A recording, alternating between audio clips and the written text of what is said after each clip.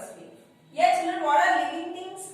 Living things are those which can grow, which can develop, which can reproduce,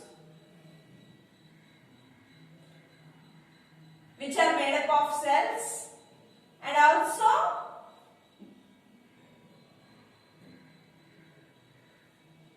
they can react to environment.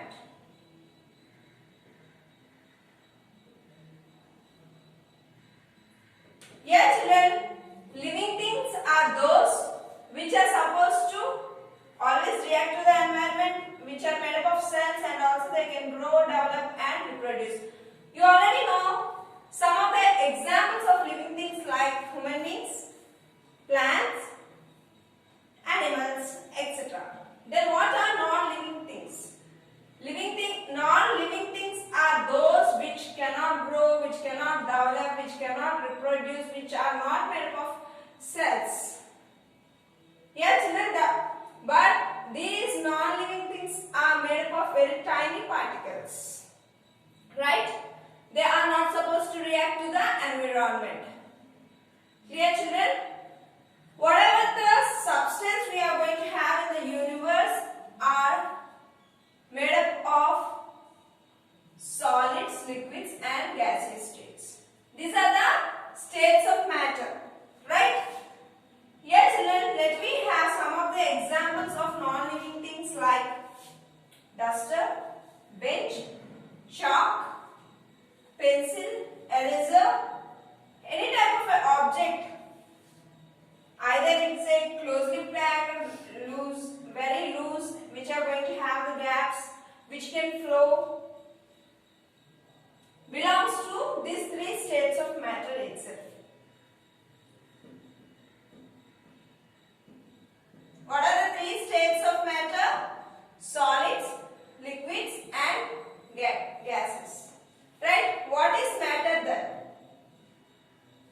Any substance which occupies space and has mass is called matter. What is space? I am standing here, right? I am occupying some space.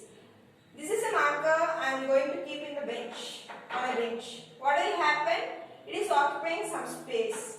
Whatever the object is there is going to occupy some space. Right? What is matter then? Whatever the object is there is going to contain some material.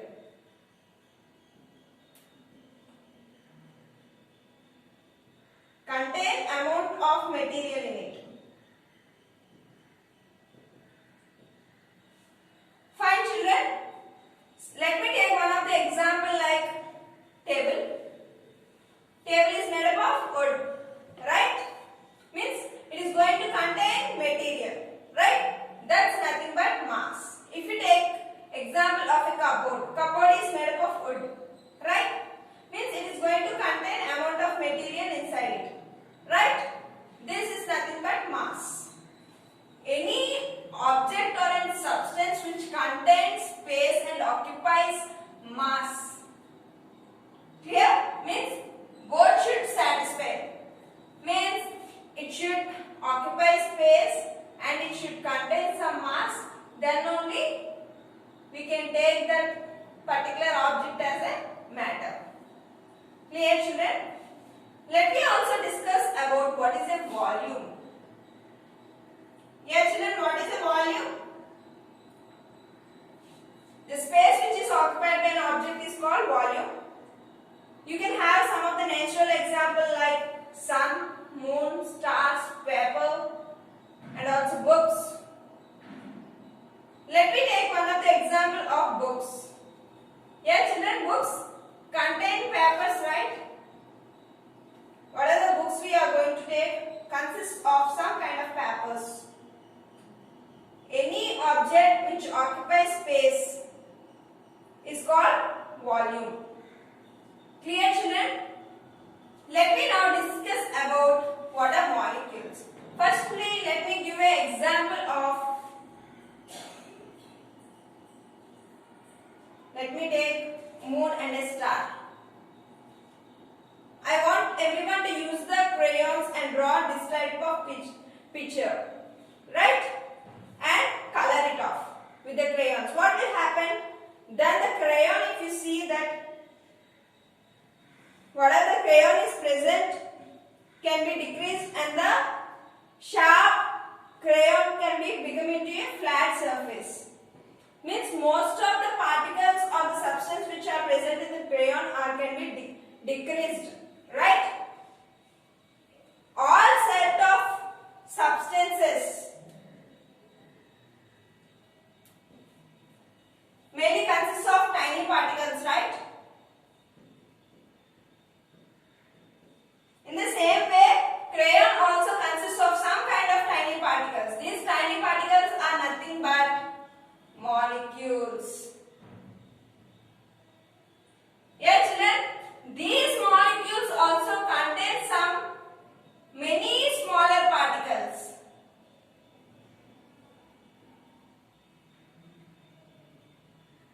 These are called as atoms.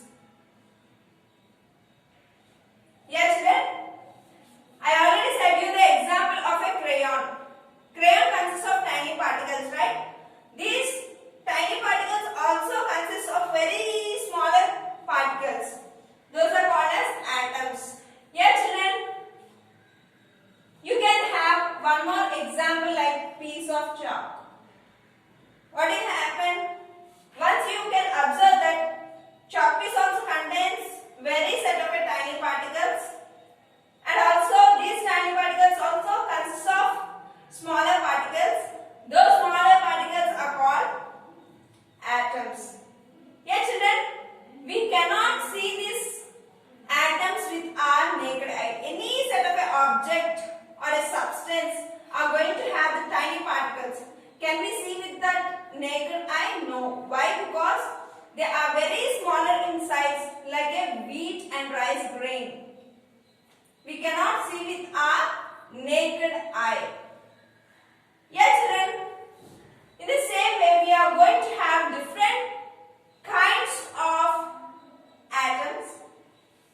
We are going to have mainly 3 kinds of atoms on Earth. Yes, children, many set of million set of molecules consist of atoms, right? Yes, children, if suppose you are going to see the chalk piece, right? We can see this chalk piece with our naked eye, but we cannot see this tiny particles or the smaller particles which are called as molecules and atoms, right? Why? Because it's very smaller, we cannot see with our naked eye. Clear, children? Yes, children, whatever the any kind of substances present in the universe are made up of these molecules and atoms. Yes, children, let me now discuss about elements. What are elements? All types of substances consist of molecules, and these molecules have only one type of atoms are called elements. We can have some of the examples like hydrogen, nitrogen, oxygen are some of the examples. Yes, children, let me also know about what are components. Yeah, elements we already know that they are made up of only one kind of atoms, right? I have already given you examples of hydrogen, nitrogen, oxygen, iron, gold and silver are some of the examples of elements. Yes, children, let me now discuss about the basic concepts of components. All substances whose molecules are going to consist of 2 or more kinds of atoms are called components. Yes, children, let me give you some of the examples like water, water vapor. These are some of the examples